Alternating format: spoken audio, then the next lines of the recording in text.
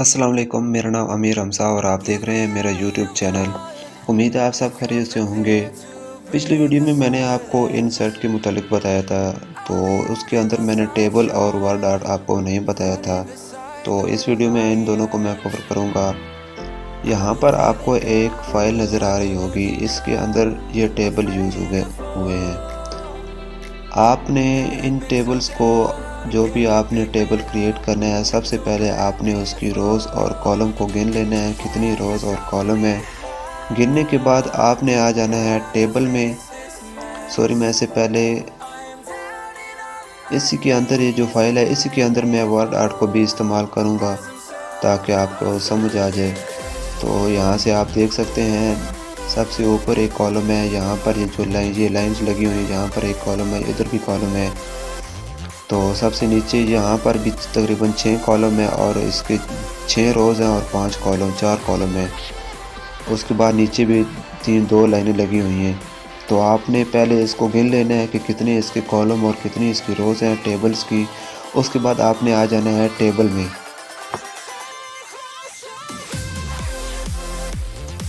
उसके बाद आपने इंसर्ट में आ जाना है टेबल में। टेबल में आने के बाद इसके 3 तरीके हैं टेबल इंसर्ट करने के। यहाँ से भी आप टेबल ले सकते हैं, सिंगल टेबल ले सकते हैं, 2 लेना चाहते हैं, 3, 4, 5 जितने चाहें आप यहाँ से ले सकते हैं। और जो दूसरा तरीका है वो ये है कि आप इंसर्ट टेबल में आना है। यहाँ पर आपने बता देना है कि आपका जो टेबल है उसकी कितने कॉलम्स हैं और उसकी कितनी रोज़ हैं। तो आपने यहाँ से नंबरिंग दे देनी है। नंबरिंग देने के बाद आपने ओके कर देना है, तो आपके पास टेबल आ जाएगा। और तीसरा जो तरीका है वो ये है कि आपने ड्रॉ द टेबल, जिसको अमूमन आसान करना है तकरीबन जिसको। और उसके बाद जो तीसरा तरीका है वो ये है ड्रॉ टेबल, जिसको इस्तेमाल करना थोड़ा इजी है। तो मैं आपको बताता हूँ कि इस तरह किसको इस्तेमाल करना है। इसको ड्रॉ द टेबल में आएंगे, जब इसको आप सिलेक्ट करेंगे तो आपको एक पेंसिल बनी नज़र आ जाएगी। अब जो पिछली फाइल आपने देखी थी, सबसे ऊपर एक कॉलम था, उसका सबसे ऊपर एक रोज़ थी और उसके बाद यहाँ पर एक उसका जो बड़ा सा एक रोज़ बनी हुई थी नीचे तक, वो थी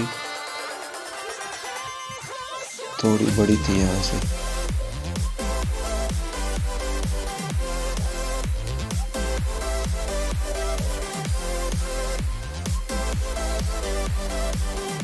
यहाँ पर जो कॉलम था वो थोड़ा बड़ा था, नीचे इसकी हाइट थोड़ी बड़ी थी और इसके साथ ही एक बड़ा कॉलम था।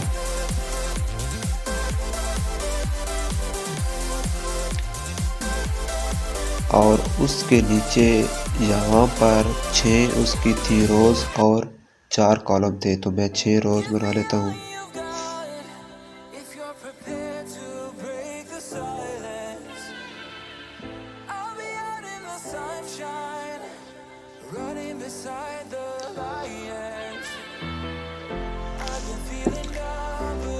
अब ये मैंने 5 कॉलम बनाए हैं, लेकिन ये थोड़े बड़े बन गए हैं।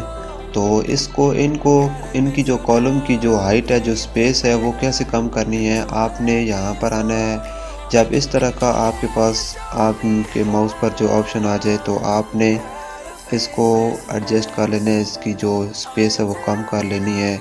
और उसके बाद ये जो कॉलम है रोज़ है, इसकी भी थोड़ी जो स्पेस है, जो हाइट है, वो थोड़ी ज़्यादा है। तो आपने इसकी बाउंड्री पर यहाँ पर आना है, तो इसको आप छोटा कर लेना है जितना चाहें।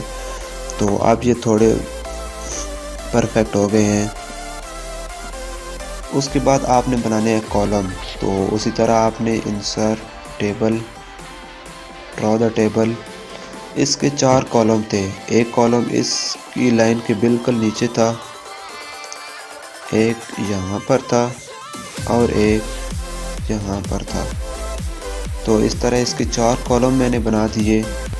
उसके बाद यहाँ पर इस कॉलम के अंदर लाइनें लगी हुई थी, 4 लाइनें यहाँ पर थी और 2-3 लाइनें यहाँ पर थी। तो आपने वो कॉलम ले लेना। यहाँ से आपने लाइन कैसे लगानी है वो आपने आ जाना इंसर्ट में। यहाँ से आने के बाद आपने आ जाना है शेप में। तो यहाँ पर आपको लाइंस मिल जाएंगी, आपने इसको सिलेक्ट कर लेना है। सिलेक्ट करने के बाद आपने शिफ्ट और माउस का जो लेफ़्ट बटन है उस पर क्लिक करके आपने ड्रा कर लेनी है, जिससे सीधी लाइन लगेगी। तो आपने शिफ्ट को ज़रूर प्रेस करना है ताकि लाइन सीधी लगे। आपने इसी लाइन को कॉपी पेस्ट कर लेना है 4 मरतबा। कंट्रोल C और कंट्रोल V के साथ आपने कॉपी पेस्ट कर लेना है। उसके बाद यहाँ पर भी आपने एक लाइन लगा लेनी है। यहाँ पर आपने एक शिफ्ट के साथ एक लाइन लगा लेनी है ताकि इसको एडजस्ट किया जा सके। और इसी को कंट्रोल C कंट्रोल V के साथ कॉपी करके इसको उठा के आपने दूसरी तरफ ले आना है यहाँ पर, ताकि इनको बराबर करने में आसानी हो जाए। तो आपने अब इसको एरो के साथ भी आप बराबर कर सकते हैं और उठा के भी माउस के साथ उठा के भी बराबर कर सकते हैं।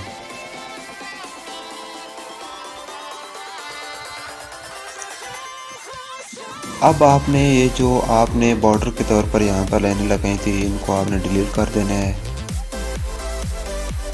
तो आप देख सकते हैं कि किस तरह परफेक्ट इनको आपस में ये बराबर हैं दोनों साइड से। अब इनके दरमियान जो हाइट थी वो थोड़ी ज़्यादा थी, तो उसके लिए आपने इसको इन जो तीनों हैं इनको सिलेक्ट करने के बाद थोड़ा नीचे कर लेना है।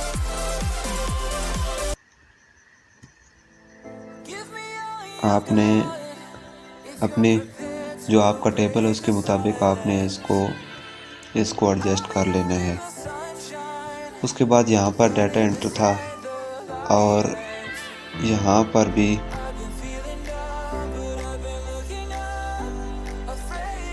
डाटा एंटर था और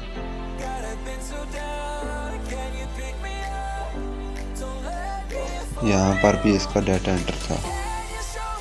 तो इस तरह आपने इसको इस्तेमाल कर लेना है।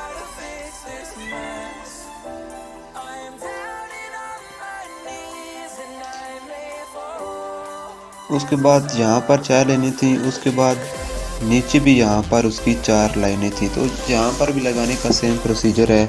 आपने इंसर्ट में जाकर पेज शेप्स में से लाइन सेलेक्ट कर लेनी है और यहाँ पर आपने ड्रा कर लेनी है। उसके बाद जो तरीका आ जाता है कलर करने का। अगर आप इसको कलर करना चाहते हैं सबसे ऊपर वाले टेबल को, तो आपने इसको सिलेक्ट कर लेना है। इसकी बाउंड्री पर आपने माउस को लेकर आना है, तो आपने इसको सिलेक्ट करना है। सिलेक्ट करने के बाद यहाँ से आप इसको कलर नहीं दे सकते यहाँ से। तो कलर देने के लिए आपने अपने माउस से राइट बटन क्लिक करना है। क्लिक करने के बाद यहाँ पर आपको एक ऑप्शन मिल जाएगा बॉर्डर एंड शेडिंग का, तो आपने इस पर क्लिक करना है। तो इसकी फिलिंग के लिए अगर आप इसको फिल करना चाहते हैं, फिल के लिए आपने आ जाना है शेडिंग में। शेडिंग में आने के बाद फिल पर क्लिक करना है। उसके बाद यहाँ पर आप अपना कलर दे सकते हैं जो भी आप देना चाहते हैं। मिसाल के तौर पर यहाँ पर मैं पर्पल दे देता हूँ और उसके बाद आपने इसको ओके कर देना है। तो आप देख सकते हैं कि इसके अंदर कलर हो गया है। अब इसकी जो इस टेबल की जो है बाउंड्री है, जो बॉर्डर है, उसको अगर आप कलर करना चाहते हैं, उसका जो कलर है वो चेंज करना चाहते हैं, तो सेम प्रोसीजर है। आपने इसको सिलेक्ट करना है, उस टेबल को राइट बटन क्लिक करना है और यहाँ पर आ जाना है बॉर्डर एंड शेडिंग में। और आपने शेडिंग में नहीं जाना बल्कि आपने आ जाना है बॉर्डर में। तो यहाँ पर आपने अपना कलर चेंज कर सकते हैं।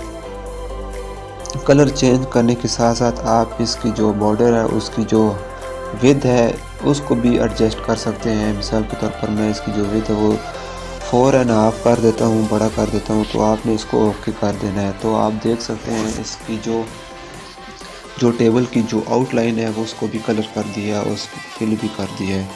तो आप इस तरह कलर कर सकते हैं। उसके बाद आ जाता है इसके अंदर टेक्स्ट कैसे करना है। सिंपल एक तरीका ये है कि आप यहाँ पर क्लिक करके यहाँ पर टेक्स्ट कर सकते हैं, लेकिन इससे आप सही इसको एडजस्ट नहीं कर सकेंगे। अगर आप सही परफेक्ट एडजस्ट करना चाहते हैं तो आपने वर्ड आर्ट को इस्तेमाल करना है। आपने इस चीज़ के लिए वर्ड आर्ट को इस्तेमाल करना है।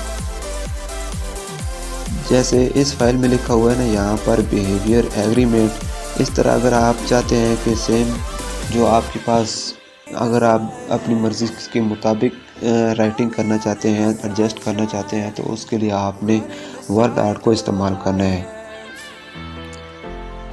वर्ड आर्ट में आपने आ जाना है। अब वर्ड आर्ट में आने के बाद आपने ये जो बने बने टेम्पलेट्स हैं, डिज़ाइन बने हुए हैं, आपने इनको सिलेक्ट नहीं करना। अगर आप इनको सिलेक्ट करेंगे तो ये एक बना बनाया डिज़ाइन होगा। आप इसको बड़ा छोटा तो कर सकते हैं, लेकिन आगे से इसकी कलरिंग नहीं कर सकते। तो उसके लिए अगर आप अपनी मर्ज़ी के मुताबिक बनाना चाहते हैं, तो आपने सबसे पहले वाला जो वर्ड आर्ट है, आपने इसको क्लिक करना है। क्लिक करने के बाद यहाँ पर आपने अपना डेटा दे देना है। मिसाल के तौर पर यहाँ पर मैं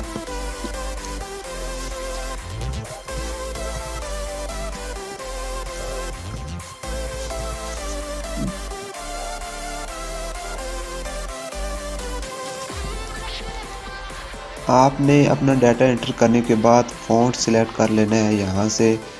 मिसाल के तौर पर यहाँ पर मैं टाइम्स न्यू रोमन दे देता हूँ। तो आपने ऊपर सर्च बार इसका नहीं है, आपको खुद ढूंढना पड़ेगा नीचे से। तो मैं यहाँ से टाइम्स न्यू रोमन दे देता हूँ। फ़ॉन्ट साइज़ इसका आपने नॉर्मली 18 रखना है, ताकि उस आगे से आप इसको एडजस्ट कर सकें। तो आपने बड़ा साइज़ नहीं रखना है, 18 रख लेना है। बोल्ड करना है तो बोल्ड कर सकते हैं, इटैलिक भी यहाँ ही से कर सकते हैं। उसके बाद आपने इसको ओके कर देना है। अब यहाँ पर ये आ चुका है, लेकिन ये आगे पीछे मूव नहीं हो रहा। अगर आप इसको सिलेक्ट करते हैं तो ये अपनी मर्ज़ी के मुताबिक, अगर आप जहाँ चाहें इसको अगर आप इसको आगे पीछे मूव करना चाहें तो ये आगे पीछे मूव नहीं होगा। तो उसके लिए पिछली वीडियो में मैंने आपको बताया था कि आपने पिक्चर को कैसे आगे पीछे मूव करना है। तो इसका भी सेम प्रोसीजर है। इसको आपने सिलेक्ट करना है। सिलेक्ट करने के बाद आपने यहाँ पर आ जाना है टेक्स्ट रैपिंग में। जब आप इसको सिलेक्ट करेंगे तो खुद ब खुद यहाँ पर आपको एक ऑप्शन मिल जाएगा टेक्स्ट रैपिंग। टेक्स्ट रैपिंग में आने के बाद आपने इन फ्रंट ऑफ टेक्स्ट कर लेना है। तो अब आप इसको आगे पीछे जहाँ चाहें आप इसको मूव कर सकते हैं, जहाँ पर आप रखना चाहें इसको मूव कर सकते हैं। तो मैं आपको अगेन बता दूं कि आपने इसको पहले सिलेक्ट करना है। सिलेक्ट करने के बाद आपने आना है टेक्स्ट रैपिंग में। अगर आप सिलेक्ट नहीं करेंगे तो वो वाला ऑप्शन आपको नहीं मिलेगा। तो आपने इसको सिलेक्ट करने के बाद टेक्स्ट रैपिंग में आने के बाद इन फ्रंट ऑफ टेक्स्ट कर लेना है। अब आपने इसको उठा के यहाँ पर मैं रखता हूँ इसको, और इसका जो कलर था वो आपने जो कलर आप देना चाहें दे सकते हैं। शेप फिल में आपको कलर मिल जाएगा, शेप आउटलाइन में। तो मैं इसको यहाँ से कलर दे देता हूँ। मिसाल के तौर पर ब्लैक कलर दे देता हूँ, ब्लैक में वाइट कलर दे देता हूँ, और इसकी आउटलाइन भी वाइट कर देता हूँ। और इसका साइज़ अब मैं बड़ा छोटा यहाँ से कर सकता हूँ।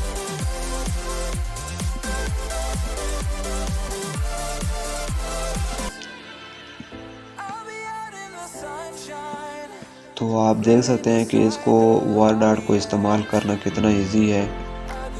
तो अपनी आसानी के लिए आपने वर्ड आर्ट को इस्तेमाल करना है एमएस वर्ड में। वैसे भी आप राइटिंग कर सकते थे यहाँ पर, लेकिन उसको एडजस्ट करना मुश्किल होता है आपके लिए। तो आपने वर्ड आर्ट का इस्तेमाल करना है ताकि आपके लिए आसानी हो। यहाँ से कलर, इसकी बॉर्डर, अगर इसका जो आउटलाइन है वो आप चेंज भी कर सकते हैं।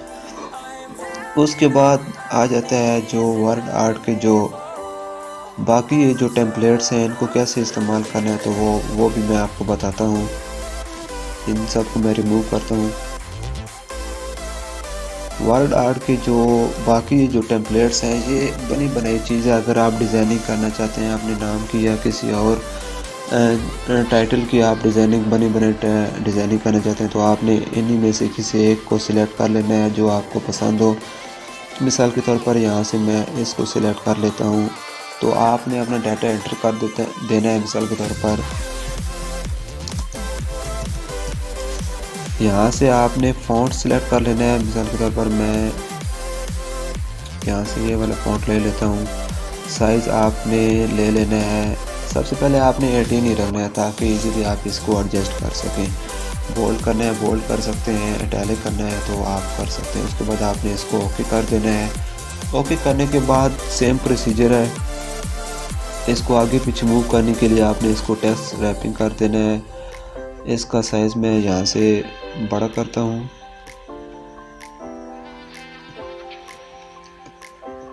और ये बनी बनाया एक जो डिज़ाइन है वो आपको मिल गया यहाँ पर।